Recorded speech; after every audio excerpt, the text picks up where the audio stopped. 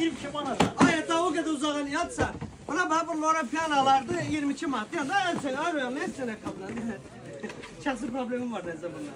Buna bak arkadaşlar. Bunların renklerinin ya da esas da son renk uşaklar gelsinler. Bak. Geçen bir şeydi. Yani gömleği az mıydı bu? 40. 40 beyaz mıydı? Cengiz sen? 22 manata. Ala bak. Görürsün.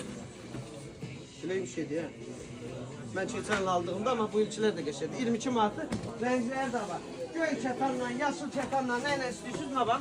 Bak bunlar sevmişkadı bizde her gün gel. Sadece bunun üstüne 22 manata koymuşam böyle gülmeli rəqəmə. Hele bunda mən 1 manat arası 30 qəpizat xeyrim var ha. Bunu 45 manata satanda gör nə qədər pul tutular üstündə.